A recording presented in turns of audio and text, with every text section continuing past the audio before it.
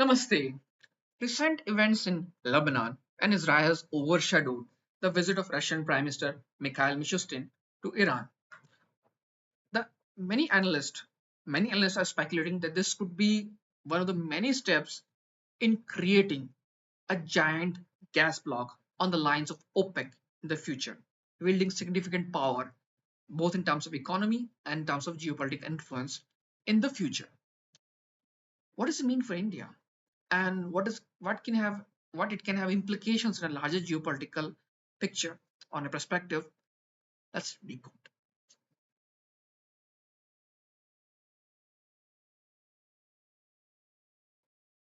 In this video we'll discuss in three aspects. First, the visit and the visit of Russian Prime Minister and the deal they have signed with Iran. Second, we'll discuss the joining of other countries to form a speculated gas bloc, and third, the implications on India on a longer term basis. So let's discuss the first aspect. And as you can see in the picture, Russian Prime Minister visited the Iran, and they have signed a 30-year deal under which Russia will fund a gas pipeline coming from Russia to Iran under the Caspian Sea. And there are, I think, two pipelines running under the Caspian Sea from Turkmenistan and, if I'm correct, Kazakhstan too. So there are two pipelines already running towards western direction through Azerbaijan to Turkey and Azerbaijan, Georgia, Turkey, and then they are taking gas to Europe.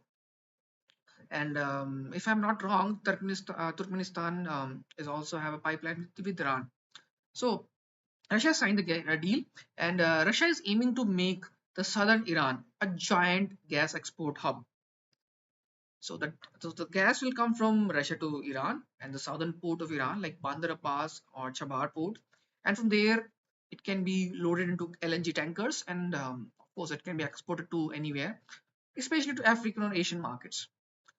And Russia has the largest gas reserves in the world. It may not be the largest gas exporter country, but it has the largest gas reserves in the world, proven gas reserves. And Iran is the second highest proven gas reserves in the world, and much of its potential has been untapped due to Western sanctions for decades. From decades, and Iran is under sanctions from Western countries, so its potential is untapped. But Russia too is under sanctions, and Iran too is under sanctions. So these countries now kind of form a collaborative approach, and along with China, and I think it's possible to now unlock the potential of Iranian gas with the help of Russia. And Russia too was working with Western countries for many years um, to unlock the gas potential. And many of the gas fields in Siberia and Kamchatka Peninsula, not Kamchatka, sorry, I think Kamchatka, Scullin Island, not Kamchatka, Scullin Island.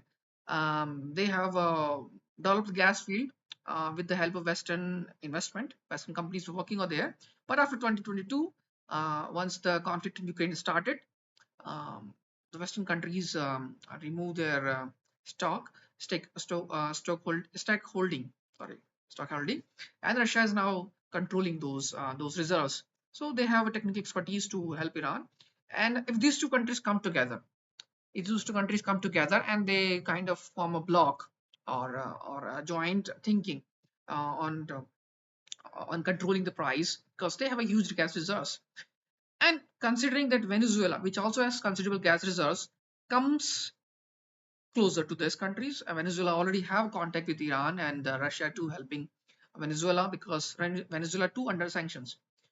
And Turkmenistan has a border with Iran, and Turkmenistan doesn't have a access to sea routes, so it depends on other countries like Russia or other countries to access the markets. So they have already have pipeline, if I'm not wrong, so they can export. So gas from Turkmenistan too can be exported. And Qatar, the country very near to Iran, and Qatar also, I think Qatar is also one of the top exporter of LNG gas in the region, in the world. And if Qatar too comes in close, or not called, Qatar too comes or to form the kind of block. So this speculated gas block can have these high gas reserve country, and they can control more than 50% of gas exports and the proven gas reserves in the future. And this came a lot of speculations because, sorry, this can have a lot of implications because the OPEC used to control oil prices once upon a time. Still, it has a significant mm, influence in controlling oil prices. This gas block can have a uh, potential to control the oil gas prices too.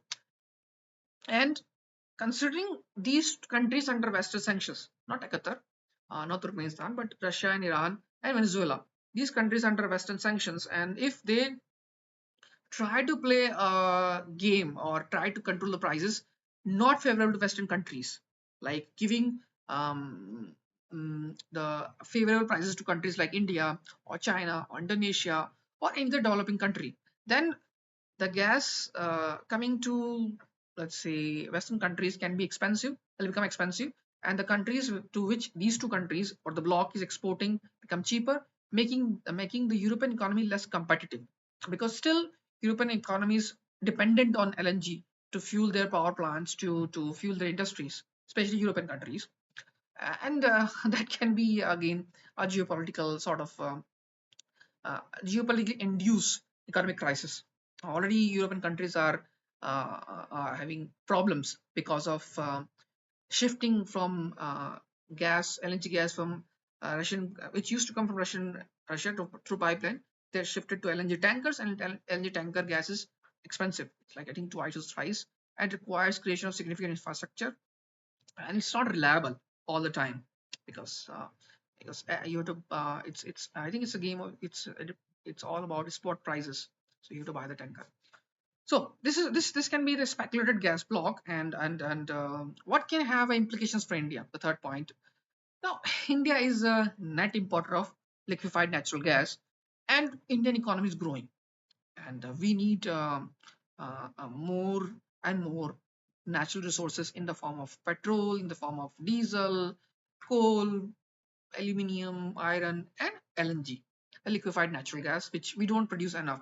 So we are currently buying it from different sources, different places, and we buying as far as from United States. The tanker is coming all the way from United States. So if, let's say, these Russia and Iran able to create a export hub in the southern Iran, and if they offer a good price to India on a long term basis, let's say they sign a 30-year contract with India, offering a offering gas at a very fixed price for 30 years, then it's a very good situation for India because then it's a constant price, and it's kind of very closer. If you look at the map, it's the Iran and the port of Mumbai, or I think Kandla, the hub where uh, we are receiving the imported gas. So the port of Bandra Pass or Chabar, it's very near, and Chabar India also investing.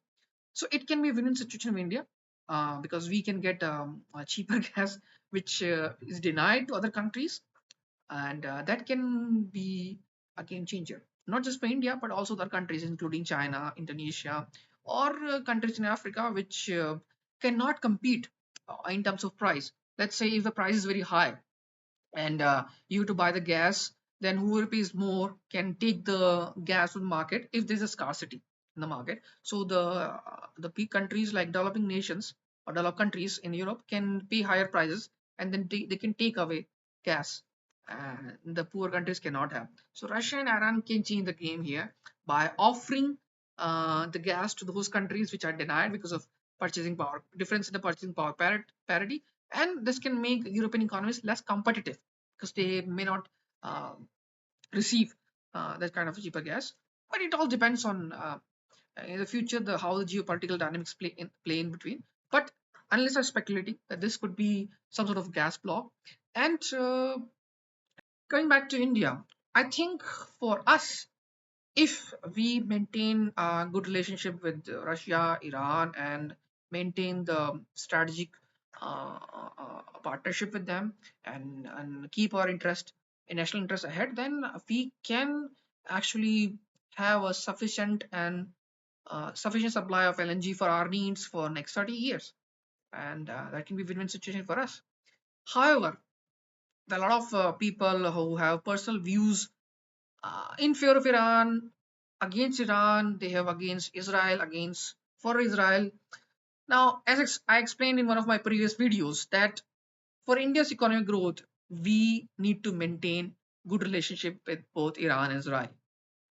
That's an economic reality, not my personal opinion. That's an economic reality that India's economic growth required peace in West Asia.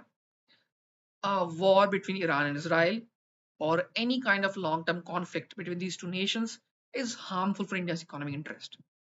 Thanks for watching my video. If you like it, please share it with others. And if you want to watch, want to know more for geopolitical commentary in the English in the future, please subscribe to my channel.